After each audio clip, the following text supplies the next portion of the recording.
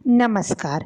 वीर गाथा सप्ताह के अंतर्गत हम भारतीय स्वतंत्रता संग्राम की महानायिकाओं के बारे में जानेंगे, जिन्होंने अपने अदम्य साहस और वीरता के बल पर स्त्री और पुरुष के अंतर को समाप्त करते हुए अंग्रेजों से लोहा लिया एवं भारत की आज़ादी में महत्वपूर्ण योगदान दिया।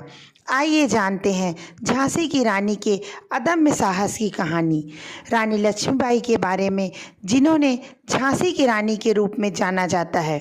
1857 के भारतीय विद्रोह के दौरान एक निडर योद्धा और नेता बनकर उभरी थी रानी लक्ष्मीबाई। उन्होंने ब्रिटिश सेना के खिलाफ अपने राज्य की बहादुरी से रक्षा की और औपनिवेशिक शासन के खिलाफ प्रतिरोध की प्रतीक बनी। बचपन से अदम्य साहसी और चंचल मनु को सभी प्यार से छबीली कहते थे। शास्त्रों के साथ साथ इन्होंने शस्त्र की शिक्षा भी ली। वाराणसी में 19 नवंबर 1828 को मोरपंथ तांबे और भागीरथी बाई के घर में जन्मी मनु को मां का सानिध्य प्राप्त नहीं हो सका, अतः पिता ने ही उनका लालन पालन किया।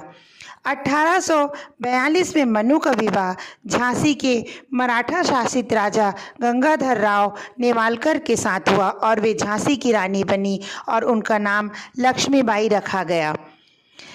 4 माह के पुत्र की मृत्यु के बाद गंगाधर राव का स्वास्थ्य ठीक नहीं रहने लगा और उन्हें एक पुत्र गोद लेने का निर्णय लेना पड़ा, जिसका नाम दामोदर राव रखा गया।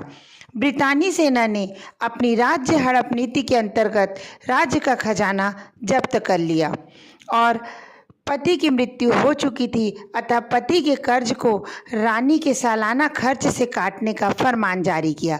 रानी ने हिम्मत नहीं हारी और हर हाल में झांसी की रक्षा करने का निश्चय किया और इस प्रकार झांसी 1857 के संग्राम का एक प्रमुख केंद्र बन गया।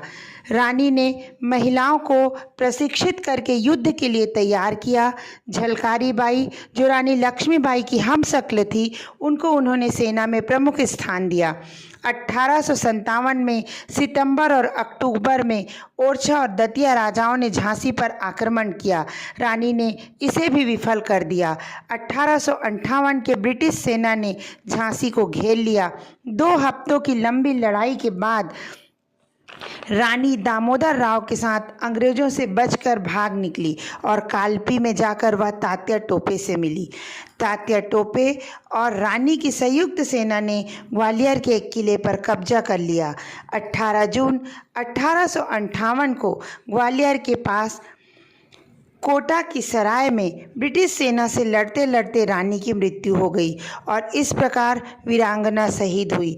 किंतु उन्होंने हर किसी के हृदय में आज़ादी की चिंगारी भड़काई, जो भारत को आज़ाद कराने में सफल रही। तो ये थी झांसी की रानी लक्ष्मीबाई की वीरता की कहानी।